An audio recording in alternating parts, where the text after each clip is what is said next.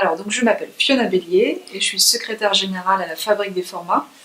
Donc déjà 2 mots sur la Fabrique des Formats, c'est une structure nouvelle qui accompagne les producteurs français dans le développement de formats français sur le marché domestique et à l'international, via de la formation, de l'expertise et aussi un fonds d'investissement qui lui est vraiment dédié à la R&D de format et donc va injecter de l'argent dans les nouveaux projets, dans les pilotes de nouveaux projets. Sur la Fabrique des Formats, moi j'ai une fonction assez transverse où je vais être plus particulièrement en charge de la veille de formats sur le marché français et beaucoup à l'international et la coordination avec les différentes équipes et le lien avec tous les producteurs adhérents avec lesquels on travaille. Alors, concernant mon parcours professionnel, j'ai en fait commencé plutôt sur un pan littéraire avec une licence d'études germaniques et ensuite je me suis réorientée côté médias et communication avec un Master 1 à l'IFP en sciences de l'information et de la communication et j'ai intégré le CELSA en M2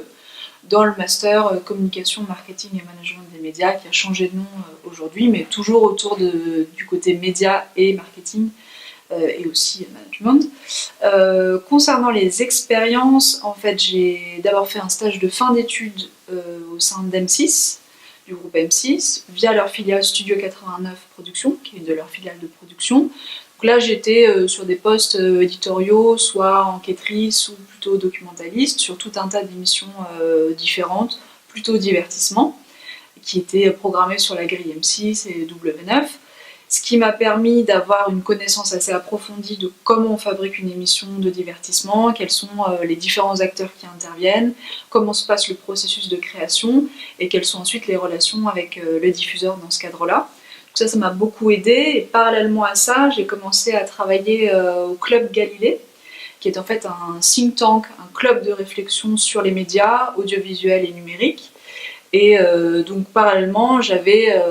du coup ces sessions mensuelles de réflexion sur le secteur, sur les enjeux autour du secteur, sur les enjeux du numérique, un peu toute l'innovation, tous les bouleversements qu'a connu le secteur depuis 2010-2008, on les a scrutés, observés et commentés au sein du Club Galilée. Et j'ai rejoint la Fabrique des Formats à temps plein en 2016, sur ce poste de secrétaire général et auparavant j'étais un peu dans une activité plus fragmentée où j'étais à la fois en production en tant qu'intermittent du spectacle et sur des missions ciblées pour la Fabrique des Formats. Et quand la Fabrique des Formats s'est lancée, donc en 2016, je suis passée à temps plein sur cette activité-là. Alors je pense que les formats, déjà le marché des formats est devenu vraiment central quand on parle de production audiovisuelle, parce que c'est un marché mondialisé qui s'est beaucoup développé ces dernières années, sur lequel la France a vraiment une place à prendre. Et donc dans ce marché, il me paraît important d'avoir une veille récurrente sur les formats pour se tenir au courant de plusieurs choses. D'abord, quels sont les acteurs du format aujourd'hui, qui fabriquent des formats à l'échelle mondiale, qui les développe, qui les vend, qui les distribue. Donc c'est à la fois avoir une connaissance assez pointue de l'écosystème de la production et du tissu de la production français et mondial, et aussi une veille plus générale en termes de création, quelles sont les tendances qu'on peut un peu repérer comme ça au fil du temps, quels sont les thèmes qui vont être porteurs, qui vont être concernants, que les téléspectateurs auront envie de regarder, de partager sur les plateformes, puisqu'en fait quand on parle de format, on est au-delà du cadre de la télévision telle qu'on le connaît aujourd'hui, on est vraiment dans une acception beaucoup plus large et un déploiement de ces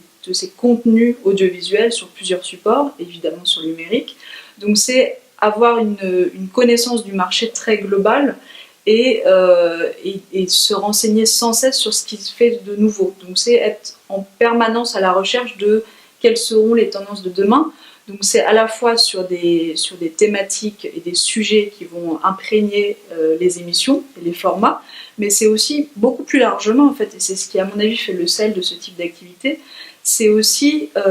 voir qu'est-ce qui est un petit peu prégnant dans la société, qu'est-ce qui préoccupe les gens, mais du coup là à l'échelle sociétale aujourd'hui. Et on voit en fait que la télévision, ou en tout cas la production de contenu, pour parler de manière plus générale, pas se restreindre au petit écran, la production de contenu est très liée aux préoccupations des gens et c'est un vrai reflet de ce qui se passe dans la société à une échelle plus large. C'est selon moi ce qui est vraiment intéressant et ce qu'il faut chercher dans le cadre d'une veille de format. Donc c'est à la fois des enjeux très industriels, business sur le secteur, et en même temps des enjeux de création, puisqu'en fait quand on parle de format, on a toujours tendance à penser à un objet formaté, donc quasiment sans saveur, sans côté artistique par exemple, alors que pour moi c'est pas du tout antinomique. On peut parler de format et de création, il y a de l'innovation, il y a de la création dans les formats, on voit ça tous les jours, dans tous les rendez-vous qu'on fait, dans tous les festivals à travers le monde. Donc là-dessus, il y a vraiment des choses à faire et c'est un marché qui est porteur, encore une fois, et qui est vraiment en développement sur lequel la France a un rôle à jouer, à mon avis, très important.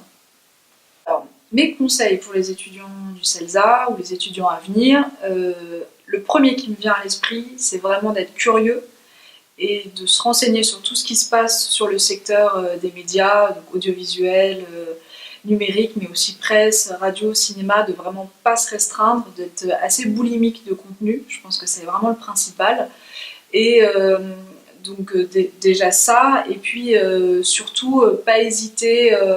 à se maintenir au courant de ce qui se passe dans le secteur, à essayer de rencontrer des gens aussi, donc à être assez curieux, assez proactif en fait, de voir ce qui se fait de nouveau, d'essayer même de regarder au générique des émissions qui sont produites quels sont les acteurs qui vont être mentionnés, parce que c'est les acteurs du secteur et il faut les connaître, il faut avoir une vraie connaissance des contenus et des acteurs. Je pense que c'est primordial et c'est pas des choses qu'on va forcément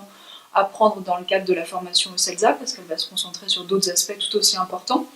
Donc ça me paraît important, et surtout ne pas dénigrer non plus la télévision, c'est-à-dire continuer à regarder la télévision française, alors peut-être avec un œil un peu plus exercé et un regard un peu plus critique, mais en tout cas consommer les programmes qui sont diffusés sur les chaînes françaises, parce qu'avant de regarder ce qui se passe à l'étranger, il faut vraiment être conscient de ce qu'on a sur nos chaînes et pas seulement sur Arte ou sur des plateformes un peu plus quali, mais voir aussi qu'est-ce que c'est qu'un gros divertissement sur TF1, qu'est-ce que c'est qu'un programme de factual, un format de factual sur M6, comment c'est produit, comment c'est conçu, quelles sont les histoires qu'on raconte, d'où vient ce format, être vraiment curieux et toujours chercher à savoir d'où viennent les choses en fait.